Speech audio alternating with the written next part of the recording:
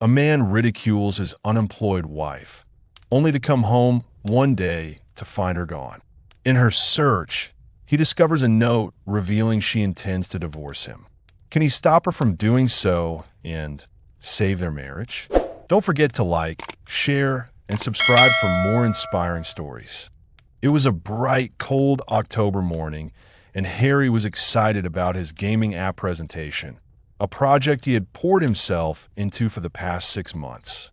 As the clock struck 8, Harry entered the dining room, preoccupied with his phone, barely acknowledging his wife, Sarah, and their sons, Cody and Sonny.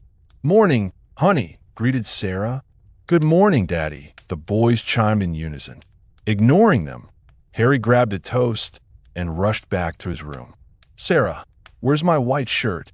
Harry's voice boomed from the room. "It's in the wash with the other whites," Sarah replied. Harry stormed into the dining room. "That's my lucky shirt. I needed it for today. I didn't have enough whites for a full load until now. You have other white shirts. This is a big day for me, and you're making excuses?" Harry retorted. "You're overreacting, Harry. Your presentation is what matters. It's just a shirt, so stop barking, all right?" "Oh, really? I'm barking. You want to do this now?" "Do what, Harry?"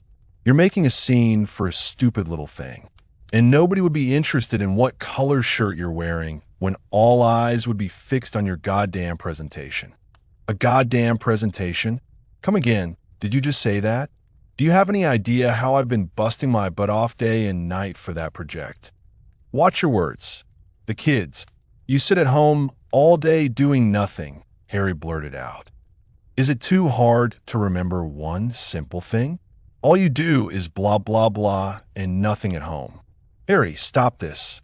The kids are watching. You're scaring them." "Oh, really? And nobody watches you when you're on the goddamn phone gossiping all the time with your friends. Nobody watches that, huh, Sarah? You can never be a good wife if you can't do even a simple thing for me."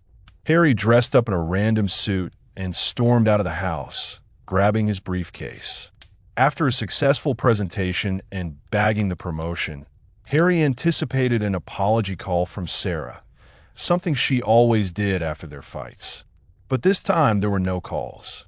Thinking he would win her apology anyway, he returned home with white roses but found the apartment empty. A note from Sarah on the table read, "I want a divorce." Confused and worried, Harry called Sarah's sister, Zara, who informed him that Sarah was in the hospital. Harry rushed to the hospital, only to face an angry Zara. "You told her she was not wife enough for you. Look, we'll talk about this later, all right?" Harry rushed to meet the doctor. "Doctor, is my wife all right? Can I see her? It was a mild attack. She's out of danger, but she needs to take care of her health now. Go ahead, and only 10 minutes because she needs to rest." Harry shakily walked into the ward, trying to force a smile as he approached Sarah. "Honey, I'm sorry. Please, let me explain. I don't want to hear anything. I'm done. Divorce is the only thing I want." "Well, what? Why? You're taking it too far, all right. I had ambitions, plans. I chose you over every opportunity, and it ruined my life," she said. "It's too late for your sorry, Harry. Honey, please. We can work this together," he pleaded. "No, I can't do this anymore. I can't be fake to myself, to you, and to the kids. I'm 32, but I feel like a crone. I just hate you, Harry. You're so disgusting. What about the kids, Sarah? I'm in a tough spot to provide for them, so they're staying with you." Harry spoke no more and stormed out of the hospital to pick up his kids from Zara's house. At home, he ordered pizza and ice cream for dinner. After tucking the kids into bed, he called his friend Alex, who suggested that Sarah might have just cracked up and would be home soon. The next morning, Harry's kids awoke him, and as soon as he looked at his watch, he knew he was late. In the morning chaos, Harry burnt the French toast and his shirt while juggling the kids' school preparations. "Oh no, the toast!" he exclaimed, rushing to salvage the breakfast.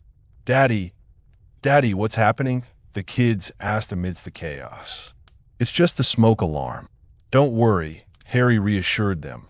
But things only got worse. He had an important meeting, and he was getting late. I'll quickly get ready, and let's grab something nice to eat on the way to school, yeah? He dropped the kids off at school and arrived late at the meeting. Saw the traffic, you know. When he returned home in the evening, Harry found signs of Sarah's absence more evident. Her belongings were gone. Did she leave me for real? He wondered, overwhelmed. Daddy, what happened to Mommy's pictures and her things? The boys asked. Harry, clueless, called Zara. Is this some kind of joke, Zara? Your sister came here, took all her things, and left me with the kids. Zara coldly informed him. She'd told you, hadn't she, Harry? You took my sister for granted. And then the line went blank. 5 months went by without Sarah. Harry struggled to balance work and parenting, and his work performance declined. One day, his boss, Mr. Adams, invited him for a beer. At the pub, Mr. Adams brought up Harry's recent work issues. Harry, we've noticed you've been missing deadlines and coming in late. And we're a business, if you know what I mean, Mr. Adams said. Harry, trying to lighten the mood, joked, so you plan to let your best game developer go? Mr. Adams was also Harry's friend, and Harry could have never prepared himself for what happened next. I'm afraid, yes, Mr. Adams replied seriously. It's out of my hands. I'll give you good recommendations. What? Please don't do this. I need this job for my kids. Mr. Adams remained silent, leading Harry to storm out in frustration.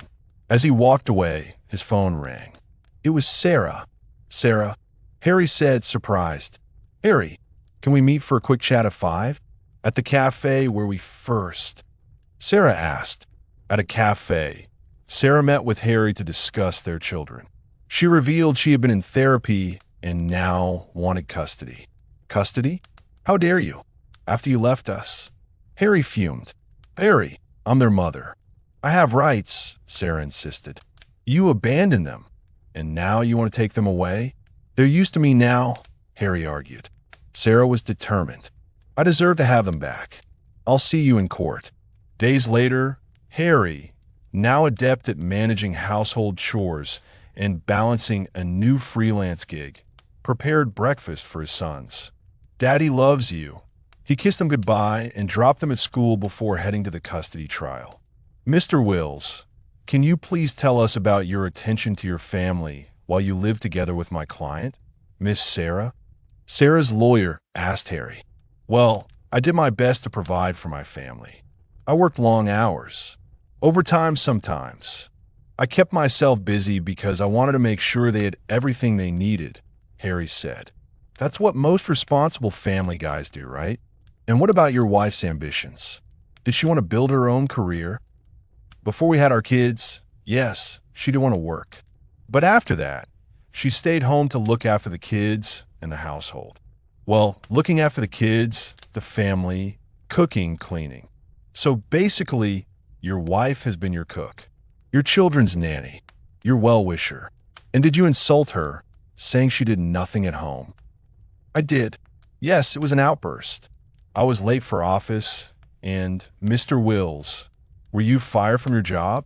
Why were you fired exactly? Objection, Your Honor. This is utterly irrelevant and immaterial to the case. Harry's lawyer rose. Objection overruled. Thank you, Your Honor, added Sarah's lawyer. Mr. Wills, why were you fired from your job? After a momentous pause, Harry looked into Sarah's teary eyes and opened up. Because I couldn't balance my work and parental duties. I tried, but it was too much. If I didn't give up, I would never give up on my kids. I love them. Mr. Wills, how are you managing now? How do you intend to support your kids without a job? I have a job. I can support them well. Be specific, Mr. Wills. What job and what's the salary? It's a part-time freelance gig. I'm a video editor. Mr. Wills, I admire your confidence despite your climbing down the career ladder.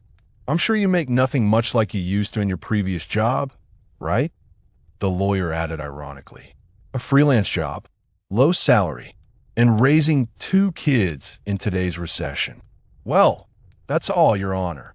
Sarah was then called up to the box as Harry's heart started pounding. Ms. Sarah, can you please tell us about your life with your husband?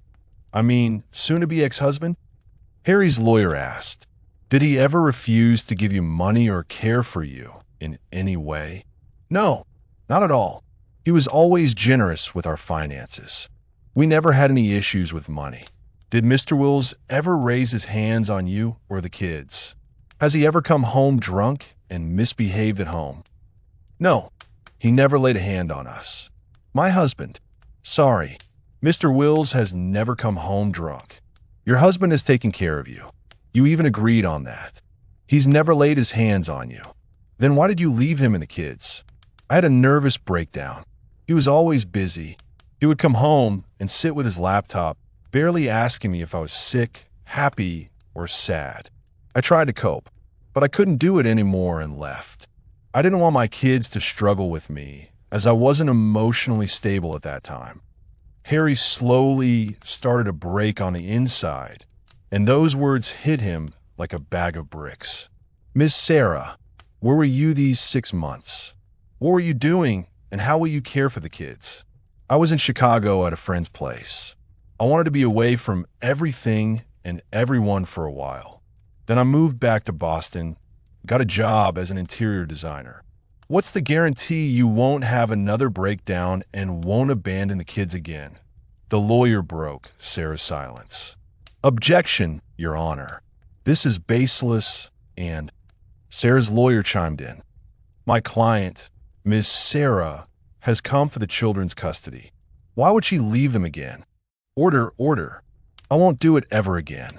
My children are my world. I'll be there for them and never let anything like that happen again. And 2 hours later, the verdict was announced, and Sarah was granted custody of the kids. Mr. Wills, you'll have the right to visit your children and take them with you 2 days a week. You're required to pay $860 as support to your children every month. This case is now closed. Soon, the day arrived when the kids would go with Sarah. She arrived, sad to separate the kids from their father, but happy to have them back. As she was leaving with her 2 sons, her elder one stopped her.